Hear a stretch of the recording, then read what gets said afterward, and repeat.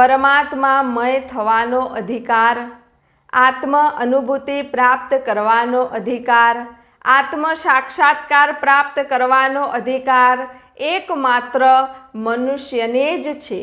એકમાત્ર મનુષ્ય યોનિ જ એ યોનિ છે જે યોનિમાં તમે આત્મ સાક્ષાત્કાર પ્રાપ્ત કરી શકો છો, આત્મ અનુભૂતિ પ્રાપ્ત કરી શકો છો. તમે નરમાંથી નારાયણ બની શકો છો, તમે નારીમાંથી નારાયણી બની શકો છો. આ શક્તિ એકમાત્ર મનુષ્ય યોનિમાં જ રહેલી છે. બીજી એકે યોનિઓમાં તમે આત્મ સાક્ષાત્કાર પ્રાપ્ત ન કરી શકો, તમને આત્મ અનુભૂતિ ન થાય, કેમ કે બીજી બધી યોનિઓમાં 1, 2, 3 કે 4 કળાઓ જ તમને પ્રાપ્ત થાય છે. પણ મનુષ્ય અવતાર જો તમને મળે તો તમને અનંત કળાઓ પ્રાપ્ત થાય છે, અસીમ શક્તિઓ પ્રાપ્ત થાય છે. માટે એક મનુષ્ય યોનિમાં જ તમે પરમાત્મામય થઈ શકો છો.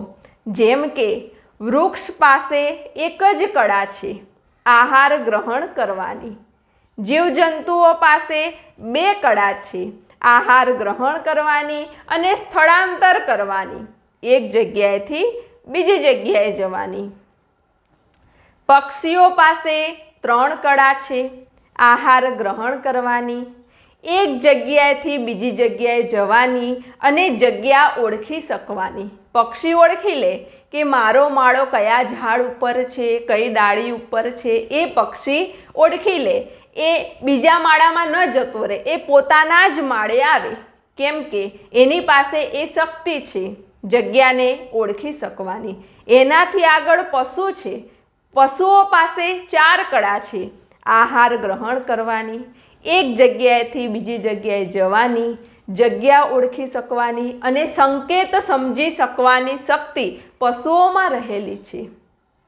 જેમ કે 1000 ગાય હોય, એના 1000 વાછરડા હોય, તો વાછરડાને ખબર પડી જાય કે આમાંથી મારી મમ્મી કઈ, એટલે સીધો ત્યાં જ જાય. ગાય હોય ને એ માલિકના ઘરેથી નીકળે ને તો ફરી પાછી એ માલિકના ઘરે જ આવે, કેમ કે સંકેત સમજી શકવાની, જગ્યા ઓળખી શકવાની શક્તિ પશુઓમાં રહેલી છે.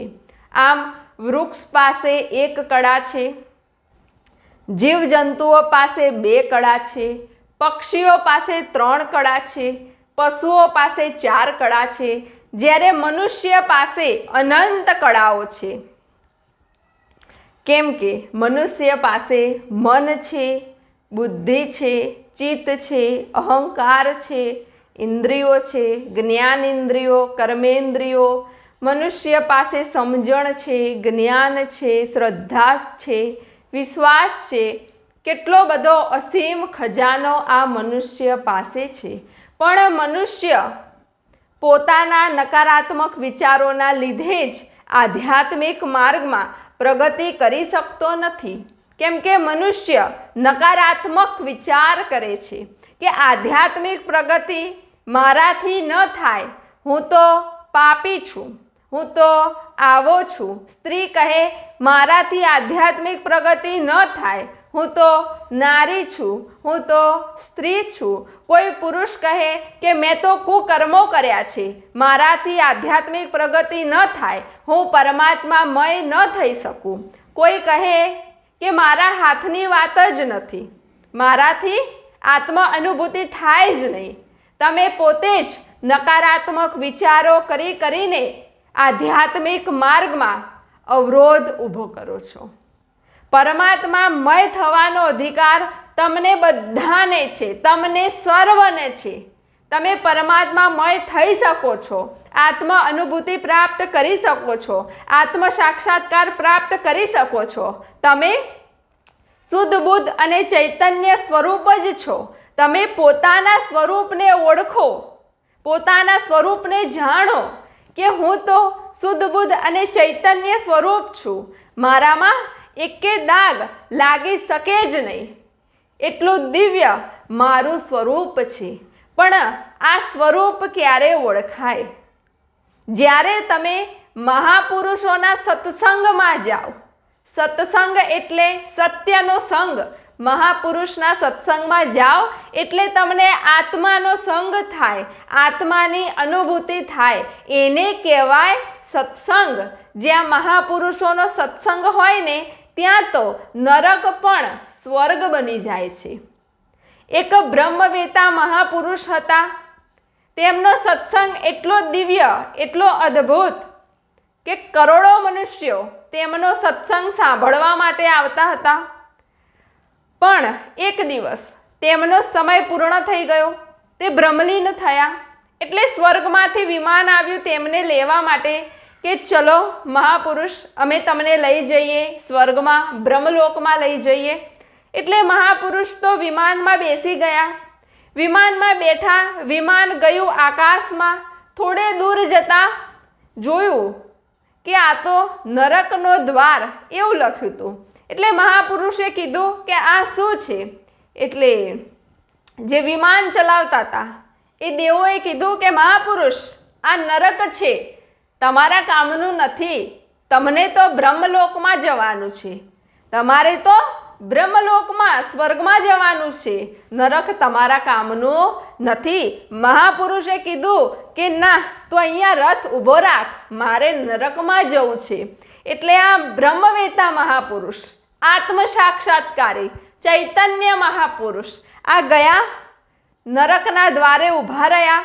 તો ત્યાં તો યમદૂતોને, રાક્ષસોને એ બધાએ આવ્યા, મહાપુરુષનું સ્વાગત કર્યું કે આવો મહાપુરુષ, આવો, પધારો પધારો. બધા ભાવ વિભોર થઈ ગયા કે આજ નરકમાં મહાપુરુષ પધાર્યા, કે આજ નરકમાં મહાત્મા આવ્યા. બધા ભાવ વિભોર થઈ ગયા. મહાપુરુષે આમ જોયું તો ત્યાં તો બધાના હાથ કપાઈ રહ્યા હતા. મહાપુરુષે યમરાજાને પૂછ્યું કે આ કઈ યાતના છે? એટલે યમરાજાએ કીધું કે આ લોકોએ આખી જિંદગી ચોરી કરી છે એટલે એમના હાથ કાપવામાં આવે છે. મહાપુરુષે કીધું ઠીક છે. મહાપુરુષે ઉર્જા આપી, સ્પંદનો આપ્યા. હાથ કાપવાવાળા હાથ કાપવાનું ભૂલી ગયા અને જેના હાથ કપાઈ ગયા હતા એ એમનું દુઃખ ભૂલી ગયા. બધા જ ઉર્જામાં, ચેતનામાં તરબોળ થઈ ગયા. બધા જ આમ ધ્યાન મગ્ન થઈ ગયા, આનંદિત થઈ ગયા. એનાથી આગળ મહાપુરુષ ગયા અને જોયું કે આ કઈ યાતના આપે છે, કે આ લોકોએ છે ને આખી જિંદગી બીડીઓ પીધી છે અને ધુમાડા કાઢીને બધાના ફેફસા ખરાબ કરી દીધા છે. તો કે હવે એમના મોઢામાં જ ધુમાડા આપવામાં આવે છે. ઓહો, કે બરાબર છે. મહાપુરુષ ત્યાં ઊભા રહ્યા, ઉર્જા આપી, ચેતના આપી. બધા એમનું દુઃખ, દર્દ બધું ભૂલી ગયા અને ડોલવા લાગ્યા. ચેતનામાં, ઉર્જામાં મસ્ત થઈ ગયા. મહાપુરુષ થોડા આગળ ગયા, બીજી બધી યાતનાઓ જોઈ. જ્યાં કોઈને ચાબુક મરાઈ રહ્યા હતા, કોઈને પથ્થર મરાઈ રહ્યા હતા, કોઈને અગ્નિમાં તપાઈ દેવામાં આવ્યા હતા. એ બધી યાતના જોઈને મહાપુરુષે બધે ભ્રમણ કર્યું, બધાને ઉર્જા આપી, ચેતના આપી અને બધા ઉર્જામાં, ચેતનામાં મસ્ત થઈ ગયા. અને થોડી વારમાં તો નરક જાણે સ્વર્ગથી એ વિશેષ થઈ ગયું. એવું બ્રહ્મમય વાતાવરણ એ નરકમાં થઈ ગયું. પછી પેલા જે રથ ચલાવતા તે દેવોએ કીધું કે મહાપુરુષ હવે ચલો, સ્વર્ગમાં તમારી રાહ જોવાઈ રહી છે, બ્રહ્મલોકમાં તમારી રાહ જોવાઈ રહી છે.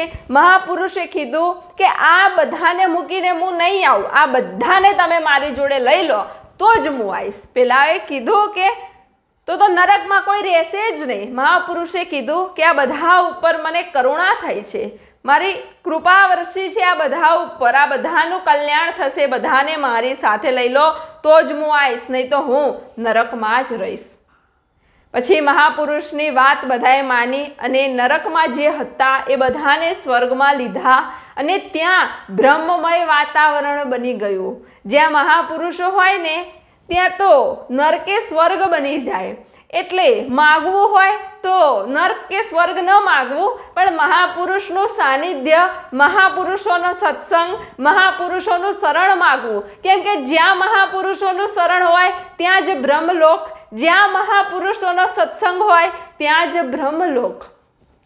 એટલે સત્સંગનો આટલો પ્રતાપ છે કે નરક પણ સ્વર્ગ બની ગયું અને નરકમાં જે હતા એ બધાનો પણ ઉદ્ધાર થઈ ગયો અને એ બધાને પણ આગળની ગતિ પ્રાપ્ત થઈ. આ પ્રતાપ છે સત્સંગનો, પણ સત્સંગ કેવો? અનુભવ સિદ્ધ સત્સંગ, ખાલી વાતો નહીં, ખાલી જ્ઞાન નહીં, અનુભૂતિનો સત્સંગ. મહાપુરુષો પાસે આ અનુભૂતિનો સત્સંગ હોય છે. મહાપુરુષો કોને કહેવાય? કે જેની પાસે જાઓ ને તમે, પછી મહાપુરુષે કહેવું ન પડે કે તમે આમ કરતા કે આમ ન કરતા, ઓટોમેટિક તમારી અંદર પરિવર્તન થવા લાગે. એક દીપક પ્રગટાવીને મૂક્યો હોય, એની બાજુમાં બંધ દીપક મૂકવામાં આવે તો સ્વાભાવિક છે કે એ પ્રગટી જ જાય. એવી રીતે બ્રહ્મવેતા મહાપુરુષોના ચરણમાં જતા, બ્રહ્મવેતા મહાપુરુષોના સાનિધ્યમાં તમે જાગી જ જાઓ, તમને જાગૃતિ થઈ જ જાય, તમને અનુભૂતિ થઈ જ જાય. એ જ બ્રહ્મવેતા મહાપુરુષોના સત્સંગનો પ્રતાપ છે. સત્સંગ એટલે જે મહાપુરુષો પરમાત્મામય થઈ ગયા હોય, પરમ ચેતના સાથે જોડાઈ ગયા હોય, એવા મહાપુરુષોનો સત્સંગ એ સાંભળવાથી આપણો ઉદ્ધાર થાય છે, આપણી ઉધર્વ ગતિ થાય છે. કેમ કે સત્સંગ ફક્ત શબ્દો નથી હોતા, પણ એમાં ઉર્જા, ચેતના હોય છે. મહાપુરુષોનું કાર્ય શું? તમને જગાડવાનું કાર્ય એ મહાપુરુષો છે. અને તમને જગાડી કોણ શકે? જે હાલમાં વર્તમાન સમયમાં પ્રગટ છે, એ મહાપુરુષોમાં જ એ દિવ્ય શક્તિ રહેલી છે કે એ તમને જગાડી શકે. બાકી ભૂતકાળમાં થઈ ગયેલા મહાપુરુષો પાસે તમે જશો તો એ તમને સુખ આપી શકશે, વસ્તુઓ આપી શકશે, પદાર્થો આપી શકશે, ધન સંપત્તિ આપી શકશે, પણ આત્માની અનુભૂતિ નહીં આપી શકે. એ તમને જગાડી નહીં શકે. જગાડવા માટે એ લોકો સમર્થ નથી. તમને તો પ્રગટ હાલ જે છે જીવંત મહાપુરુષ એ જ જગાડી શકશે. માટે પ્રગટ મહાપુરુષોના સાનિધ્યમાં જાઓ. જો સેવા કાર્ય કરવું હોય તો પ્રગટ મહાપુરુષોના ચરણમાં કરો. જો દાન કરવું જ હોય તો પ્રગટ મહાપુરુષોના ચરણમાં કરો. જો ભક્તિ કરવી જ હોય તો પ્રગટ મહાપુરુષોની કરો. કેમ કે આજે એ પ્રગટ છે, અને પ્રગટ છે ને તમે જે કરશો એ ઉગી નીકળશે. મહાપુરુષ બ્રહ્મલીન થઈ ગયા પછી તમે ત્યાં કરોડોનું દાન કરો તોય શું? તમે ત્યાં સેવા કરો તોય શું? હા, મહાપુરુષો બ્રહ્મલીન થઈ જાય પછી તમે જે કાર્ય કરો એનાથી તમને ધન, સંપત્તિ, સુખ એ બધું મળશે. પણ આત્મ અનુભૂતિ, આત્મ સાક્ષાત્કાર, આત્મ શાંતિ નહીં મળે. તમે જાગી નહીં શકો. કેમ કે ત્યારે તમને જગાડવા વાળું કોઈ નહીં હોય. અત્યારે તમને જગાડવા વાળા મહાપુરુષ બેઠા છે. તો એ મહાપુરુષોને ઓળખો અને એમની હાજરીમાં તમે સેવા કરો, ભક્તિ કરો, દાન કરો, તો એ તમારું ઉગી નીકળે, એ તમારું સફળ થઈ જાય. કેમ કે તમે જે પણ કરી રહ્યા છો તે જાગવા માટે કરી રહ્યા છો, પરાકાષ્ઠાએ પહોંચવા માટે કરી રહ્યા છો. માટે પ્રગટ મહાપુરુષોનું સાનિધ્ય સેવો એ જ તમને પરાકાષ્ઠાએ પહોંચાડી શકે છે. કેમ કે એમની પાસે જીવંત ઈચ્છા શક્તિ છે. એ ઈચ્છા કરે છે કે મારો આ શિષ્ય પરાકાષ્ઠાએ પહોંચી જાય, મારો આ શિષ્ય મોક્ષની ઉચ્ચ અવસ્થાને પ્રાપ્ત કરી લે. એટલે શિષ્ય પરાકાષ્ઠાએ પહોંચી જ જાય છે, ઉચ્ચ અવસ્થા પ્રાપ્ત કરી જ લે છે. જ્યારે ભૂતકાળમાં થઈ ગયેલા મહાપુરુષો પાસેથી તમને બીજું બધું મળશે, પણ તમને આત્મ શાંતિ, તમારી જાગૃતિ નહીં થાય, તમને આત્મ અનુભૂતિ નહીં થાય. માટે પ્રગટ મહાપુરુષોનું ચરણ સેવો, પ્રગટ મહાપુરુષોના સાનિધ્યમાં જાઓ. પ્રગટ મહાપુરુષો તમને શું શીખવાડે? પ્રગટ મહાપુરુષો તમને એ જ્ઞાન આપે કે તમે વર્તમાનમાં રહો. કેમ કે પરમાત્મા તમને મળશે તો વર્તમાનમાં મળશે.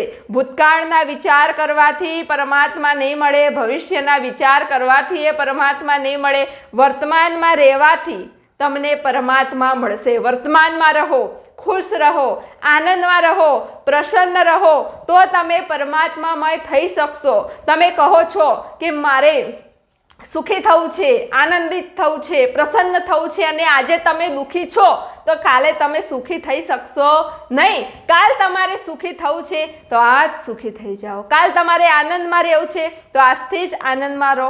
કાલ તમારે પ્રસન્ન રહેવું છે તો આજથી જ પ્રસન્ન રહો, તો કાલ તમે પ્રસન્ન રહી શકશો, સુખી રહી શકશો અને આનંદમય રહી શકશો. જે તમારે કાલ જોઈએ છે ને એ આજથી જ શરૂ કરી દો. કાલે ખુશી જોઈએ, આજથી જ ખુશ રહેવાનું શરૂ કરી દો તો કાલ તમને ખુશી મળી જશે. તો પ્રગટ મહાપુરુષોનું કાર્ય એક જ છે કે એ તમને વર્તમાનમાં રહેતા શીખવાડે છે, ભૂતકાળને ભૂલતા શીખવાડે છે, ભવિષ્યની ચિંતા ના કરશો એ શીખવાડે છે અને પોતાના સ્વરૂપમાં મસ્ત રહેતા મહાપુરુષો આપણને શીખવાડે છે. આધ્યાત્મિક માર્ગમાં પ્રગતિ કરવી સહેલી ક્યારે હોય ખબર? જ્યારે મહાપુરુષો આપણી સાથે હોય, મહાપુરુષો પ્રગટ હોય ત્યારે આ માર્ગમાં પ્રગતિ કરવી બહુ સહેલી લાગે. પણ જ્યારે મહાપુરુષો બ્રહ્મલીન થઈ જાય ને ત્યારે તમે એક ડગલું માંડી જોજો, બહુ અઘરું લાગશે, ખરેખર બહુ જ અઘરું લાગશે. જ્યારે મહાપુરુષ હોય ને ત્યારે આપણે રમતા રમતા, હસતા હસતા, કૂદતા કૂદતા પહોંચી જઈએ મોક્ષના ઉચ્ચ શિખરે, ખબર ન પડે. પણ જો આપણે અવસર ચૂકી જઈએ ને મહાપુરુષો વિદાય લઈ લે તો પછી પરાકાષ્ઠાએ પહોંચવું બહુ અઘરું છે. કેમ કે પછી તમારો હાથ પકડવાવાળું કોઈ નહીં હોય, પછી તમને જગાડવાવાળું કોઈ નહીં હોય, પછી તમને કંઈક બે શબ્દો કહેવાવાળું કોઈ નહીં હોય. ત્યારે ખબર પડશે કે કેવી રીતે પ્રગતિ થાય છે આ માર્ગમાં. માટે મહાપુરુષોનો બહુ મોટો મહિમા છે, મહાપુરુષોના સત્સંગનો બહુ મોટો મહિમા છે. સત્સંગથી તમને ઉર્જા મળે, ચેતના મળે, તમે ભીતર વળો, અંતર્મુખી થાવ, તમને પોતાના સ્વરૂપનું જ્ઞાન થાય, પોતાના સ્વરૂપની અનુભૂતિ થાય. એ સત્સંગ છે. ખાલી વાતો, ખાલી વાંચેલું જ્ઞાન એ સત્સંગ નથી. પણ તમને અંદરથી જાગૃતિ થઈ જાય કે હા આ જ સત્ય છે, મારે પરમાત્મામય થવું છે. તમને અંદરથી શુદ્ધ ઈચ્છા થાય, મારે ધ્યાનમાં બેસવું છે, તમને અંદરથી શુદ્ધ ઈચ્છા થાય, મારે ભક્તિ કરવી છે, તમને અંદરથી શુદ્ધ ઈચ્છા થાય. તો એ સત્સંગ છે. જ્યારે આપણે મહાપુરુષોના સાનિધ્યમાં જઈએ એટલે મહાપુરુષો શિષ્યનું કેટલું ધ્યાન રાખતા હોય કે શિષ્ય ક્યાંય અટકી ન જાય, શિષ્ય ક્યાંય રોકાઈ ન જાય, એ બધું ધ્યાન મહાપુરુષો રાખતા જ હોય છે. દરેક શિષ્યમાં મહાપુરુષોની ઉર્જા રહેલી હોય છે. માટે તમે જોજો, દરેક શિષ્યને એવું લાગશે કે સદગુરુ મારા છે, સદગુરુ મારા છે. દરેકને એવું થશે. કેમ કે સદગુરુની દિવ્ય ઉર્જા, સદગુરુની દિવ્ય ચેતના દરેક શિષ્યમાં રહેલી છે. હવે આગળ કોણ નીકળી જાય, પરાકાષ્ઠાએ કોણ પહોંચી જાય, જે એ બીજને વૃક્ષ બનાવવામાં સફળ થઈ જાય એ પરાકાષ્ઠાએ પહોંચી જાય. માટે બીજ તો સદગુરુ બધાને એક સરખું જ આપે છે.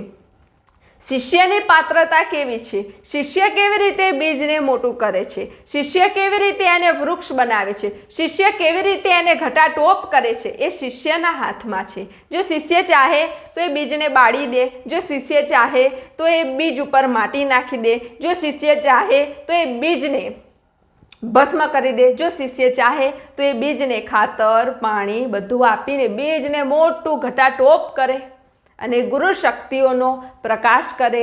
તો એ શિષ્યના હાથમાં છે. બાકી ગુરુ તો બધાને એક સરખા જ બીજ આપે છે. માટે સદગુરુએ જે બીજ આપ્યું છે એ બીજને ઘટાટોપ વૃક્ષ બનાવવું એ આપણા હાથની વાત છે. પણ એ ઘટાટોપ વૃક્ષ બનતું કેમ નથી? કેમ કે તમે એ બીજ તરફ જોતા જ નથી, દ્રષ્ટિ કરતા જ નથી, નજર કરતા જ નથી. માટે બીજ હતું એમનું એમ જ રહે છે. એટલે તો ગુરુ સાનિધ્યમાં અમુક શિષ્યો જેવા હતા એવા ને એવા જ રહે છે. એમનામાં કોઈ પરિવર્તન થતું નથી, એ આગળ વધતા નથી. કેમ કે બીજને તેમને કંઈ સત્સંગરૂપી પાણી આપ્યું જ નહીં, સદગુરુના સાનિધ્ય રૂપી ખાતર આપ્યું જ નહીં, સદગુરુની સેવારૂપી ખાતર આપ્યું જ નહીં. એટલે એ બીજ એમનું એમ જ પડી રહે છે. તો તમારે એ બીજને સત્સંગરૂપી પાણી આપવાનું છે, સદગુરુની સેવારૂપી ખાતર આપવાનું છે. એટલે ધીરે ધીરે એ બીજ મોટું થાય, વિશાળ થાય, ઘટાટોપ બને અને ગુરુ તત્વનો પ્રકાશ થાય. માટે તમારે હવે બીજ તરફ ધ્યાન આપવાનું છે અને એ બીજ તરફ ધ્યાન આપવા માટે તમારે અંતર્મુખી થવું પડશે. તમારે એ માની જ લેવાનું છે કે શાંતિ ક્યાંય બહાર નથી, આનંદ ક્યાંય બહાર નથી, સુખ ક્યાંય બહાર નથી, પરમાત્મા ક્યાંય બહાર નથી, બધું મારી અંદર જ છે. એ તમારે માની લેવાનું છે અને માનીને પછી તમારે ભીતર ઉતરીને એની અનુભૂતિ કરવાની છે. આ જગતમાં બધા શાંતિ માટે જ ફરતા હોય છે ને. બધા પ્રકૃતિના સાનિધ્યમાં જાય શાંતિ માટે, પહાડના સાનિધ્યમાં જાય શાંતિ માટે, નદી પાસે જાય શાંતિ માટે, બહાર ફરવા જાય શાંતિ માટે, હોટલમાં જમવા જાય શાંતિ માટે, કોઈ સિગરેટ પીવે શાંતિ માટે, કોઈ બીજું કોઈ કાર્ય કરે શાંતિ માટે, પણ એમને શાંતિ મળતી નથી. તમે જપ કરો, તપ કરો, વ્રત કરો, કથા કરો, કીર્તન કરો, હોમ કરો, હવન કરો, શેના માટે? શાંતિ માટે. પણ એનાથી પણ કાયમી શાંતિ મળતી નથી, આત્મ શાંતિ મળતી નથી. શાંતિ મળે છે પણ ક્ષણિક શાંતિ મળે છે. પણ તમારે તો આત્મ શાંતિ જોઈએ, અખંડ શાંતિ જોઈએ. તો એ શાંતિ ક્યાં છે? એ શાંતિ તમારી અંદર છે, તમારી પાસે જ છે. બસ તમારે શાંતિથી બેસવાનું છે, કંઈ જ કરવાનું નથી. શરીરથી કંઈ નહીં કરવાનું, મનથી કંઈ નહીં કરવાનું, કંઈ વિચાર નહીં કરવાના, કશું જ નહીં. બસ શાંતિથી બેસી રહેવાનું છે. એટલે ધીરે ધીરે તમારા બધા વિચારો દૂર થતાં થતાં થતાં તમને એક દિવ્ય અવસ્થા પ્રાપ્ત થશે અને તમને આત્મ શાંતિ, આત્મ આનંદ બધું તમારી અંદરથી જ પ્રાપ્ત થઈ જશે. માટે શાંતિને ગોતવા માટે બહાર ના દોડશો, આનંદને ગોતવા માટે બહાર ન દોડશો, પરમાત્માને ગોતવા માટે બહાર ન દોડશો. કેમ કે પરમાત્મા કદી તમારાથી જુદા થયા જ નથી. તમારો અને પરમાત્માનો કદી વિયોગ થાય જ નહીં. કેમ કે પરમાત્મા વગર તમે એક પલ વારે રહી ન શકો. તમે પરમાત્માને ખાલી ભૂલી ગયા છો, પરમાત્માની વિસ્મૃતિ થઈ ગઈ છે, તમને પોતાના આત્મ સ્વરૂપની વિસ્મૃતિ થઈ ગઈ છે. બસ એટલું જ છે. બસ તમારે પોતાના આત્મ સ્વરૂપને યાદ કરી લેવાનું છે, એમાં મસ્ત થઈ જવાનું છે, એની અનુભૂતિ કરી લેવાની છે. બસ એટલે તમે શુદ્ધ બુદ્ધ ચૈતન્ય જ છો, મુક્ત જ છો.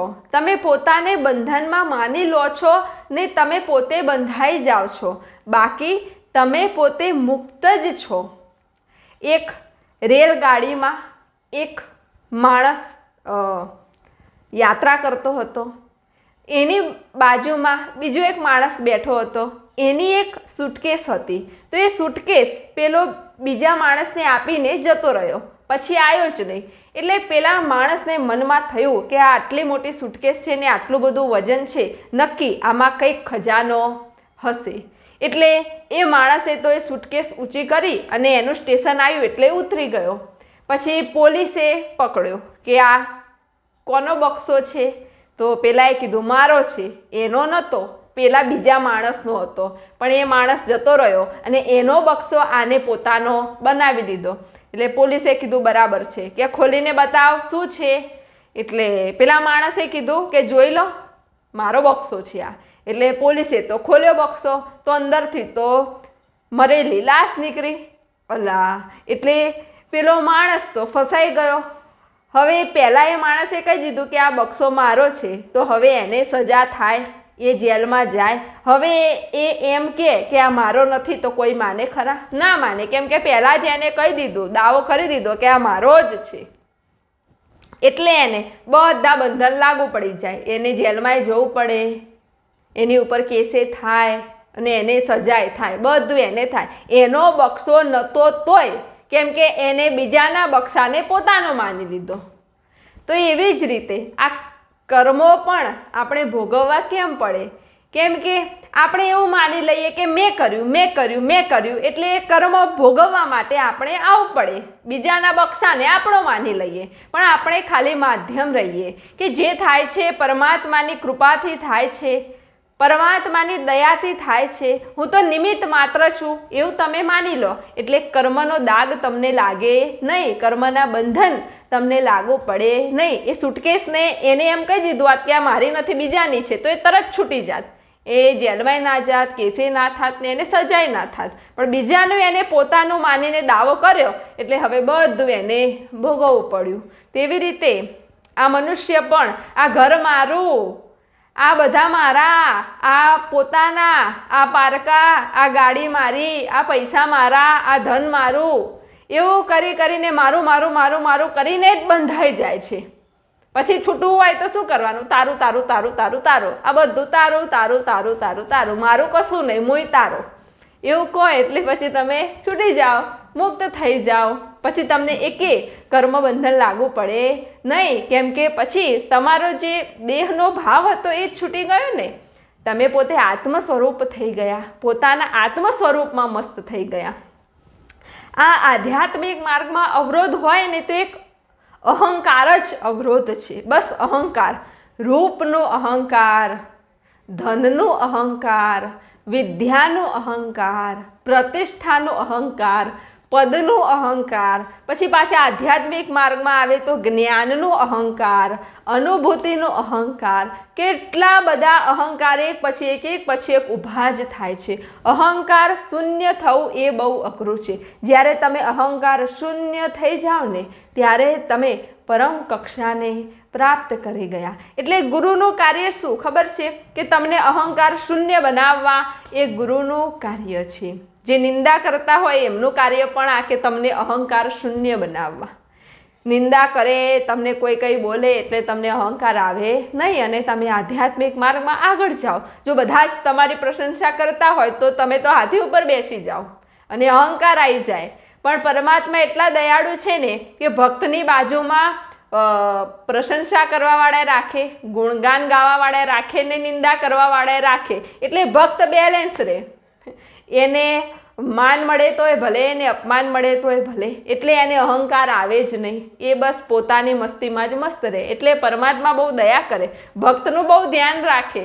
ભક્તની પાસે ગુણગાન ગાવાવાળા અને નિંદા કરવાવાળા બંને રાખે એટલે ભક્ત પરાકાષ્ઠાએ પહોંચી જાય. તો ગુરુનું કાર્ય જ એ છે કે ગુરુ તમને અહંકાર શૂન્ય બનાવે. તમે જોયું હશે, તમે સદગુરુના સાનિધ્યમાં જશો કે તમને કોઈ અનુભૂતિ થઈ, તમે કહેશો એટલે સદગુરુ એમ કે હશે હવે થાય. સદગુરુ તમને જરાય અહંકાર નહીં આવવા દે, અને આવશે ને તો સદગુરુ મોટી તલવાર લઈને અહંકારનું માથું કાપી દેશે, પણ તમને અહંકાર નહીં આવવા દે. કેમ કે સદગુરુનું કાર્ય છે કે તમને અહંકાર શૂન્ય બનાવી, અસ્તિત્વ વિહીન બનાવી પરમાત્મામય કરવાનું. એક સદગુરુ હતા, એમનો એક શિષ્ય હતો, પણ શિષ્ય મોટો રાજા, રાજાનો રાજા, રાજાધિરાજ, યોગીરાજ, કેટલા બધા રાજ્યનો મોટો રાજા. એટલે એને ગુરુ ઉપદેશ તો લીધો, ગુરુચરણમાં તો ગયો, પણ એનામાં એવો અહંકાર કે આટલા બધા રાજ્ય હું ચલાવું છું, મારાથી જ આટલા બધા રાજ્યો ચાલે છે. એટલે ગુરુ તો ત્રિકાળદર્શી હોય. પહેલાં ગુરુ બેઠા બેઠા શિષ્યની અવસ્થાને જાણી લેતા, શિષ્યની અંદર કયા ગુણો છે, કયા અવગુણો છે, એ બધું ગુરુ બેઠા બેઠા જાણી શકતા હતા.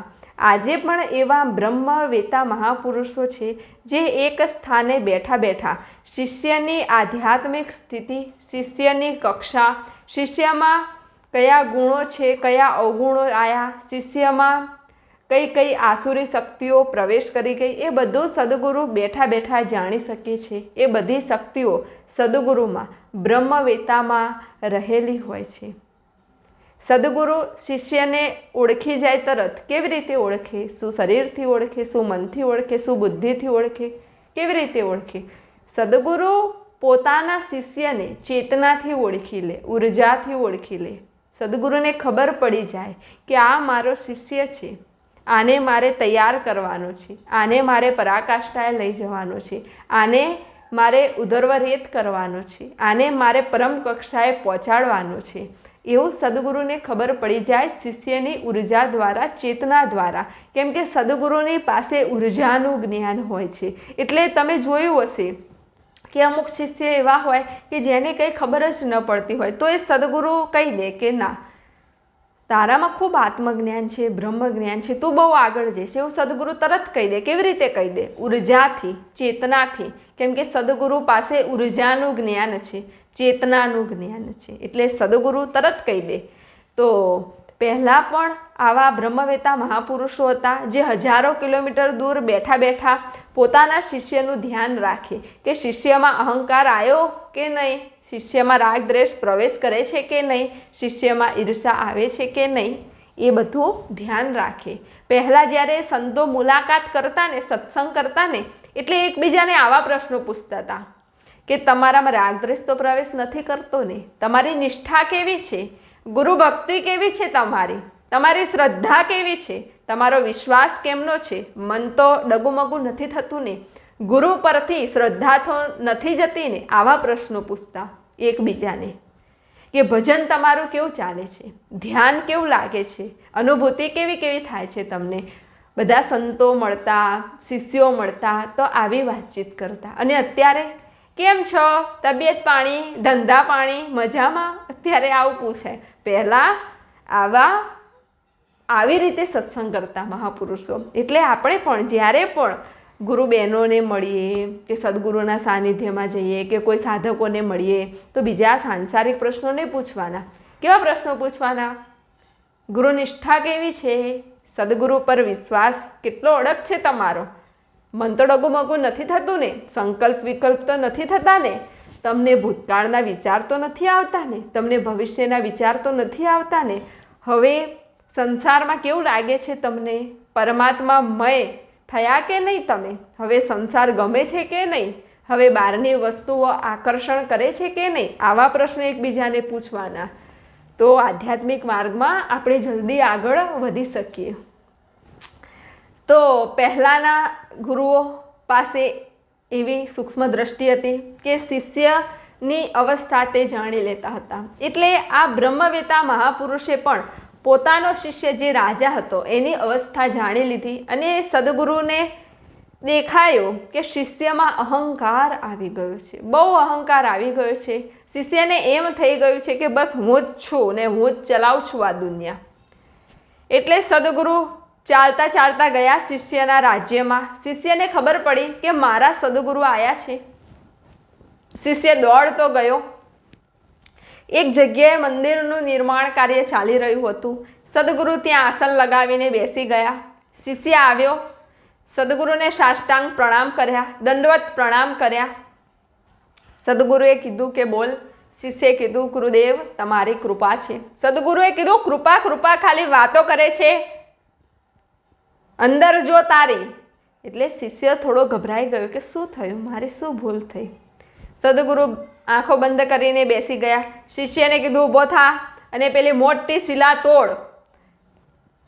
શિષ્ય તો ગયો, રાજા હતો પણ ગુરુ વચન પાલન કરવું પડે. હથોડો લઈને જ શિલા તોડવા લાગ્યો. શિલા તોડતા તોડતા તોડતા તોડતા આટલો એવો પથ્થર રહ્યો. એમાં એક હથોડી જોરથી મારીને તો અંદરથી પાણી નીકળ્યું અને અંદરથી દેડકો નીકળ્યો. શિષ્ય સ્તબ્ધ થઈ ગયો કે આ શું, આટલી મોટી શિલા અને એમાં છેલ્લે પાણી ને આમાં દેડકો. ઓહો, પરમાત્મા તો જો, કે પરમાત્માની શક્તિ તો જો. પરમાત્મા કેટલું બધું ધ્યાન રાખે છે.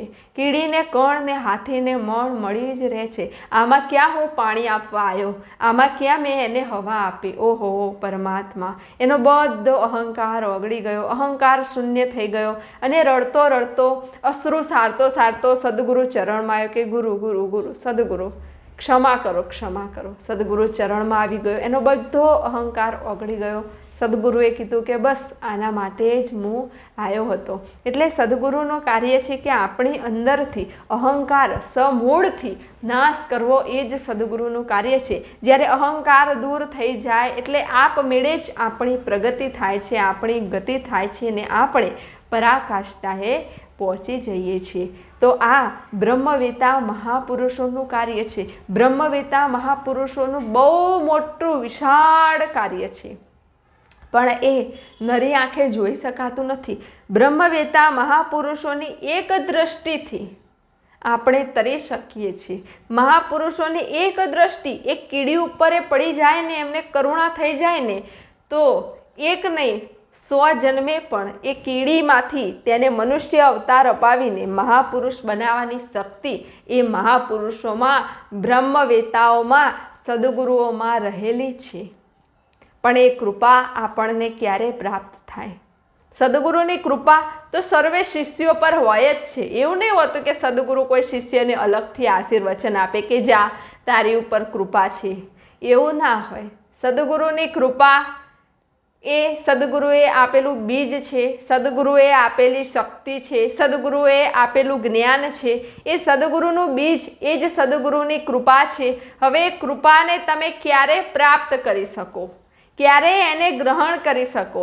જ્યારે તમે પોતે ધ્યાન, સાધના, ભજનમાં બેસો, જ્યારે તમે પોતે શુદ્ધ બુદ્ધ ચૈતન્ય થઈ જાઓ અને તમારું જીવન જ્યારે તમે ગુરુ કાર્ય માટે, સદગુરુ તત્વ માટે, કલ્યાણ માટે સમર્પિત કરી દો ત્યારે તમને સદગુરુની કૃપા પ્રાપ્ત થાય। કૃપા એમને પ્રાપ્ત ન થાય, આ મસ્તક મૂકી દો ત્યારે સદગુરુની દિવ્ય કૃપા પ્રાપ્ત થાય છે। જ્યારે તમે તમારું આખું જીવન સદગુરુ ચરણે સમર્પણ કરી દો ત્યારે સદગુરુ કૃપા પ્રાપ્ત થાય છે।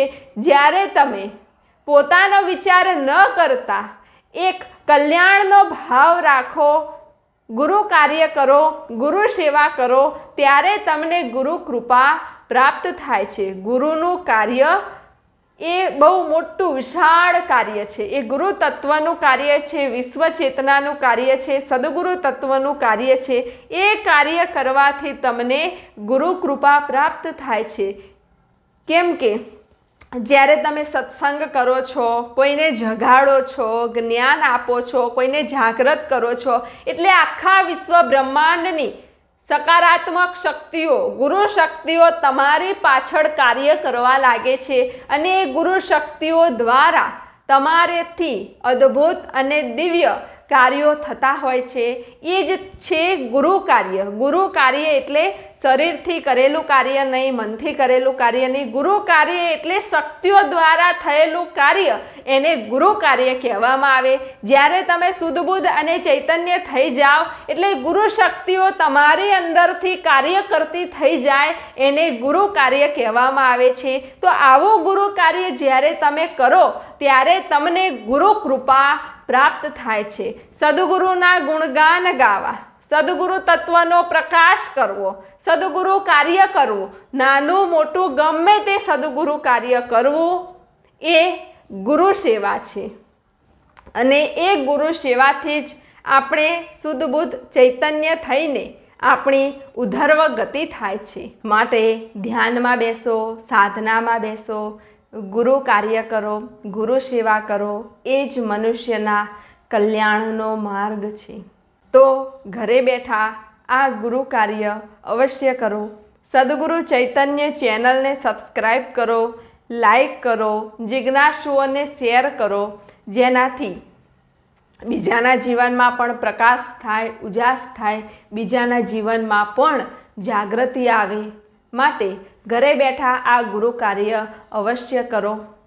આ સત્સંગ સાંભળીને તમારા જીવનમાં શું પરિવર્તન થયું, તમને કેટલો આનંદ આવ્યો, તમને કેટલું જ્ઞાન મળ્યું એ કોમેન્ટમાં અવશ્ય લખો। તો ઘરે બેઠા આ ગુરુ કાર્ય કરીને અઢળક પુણ્યની પ્રાપ્તિ કરો।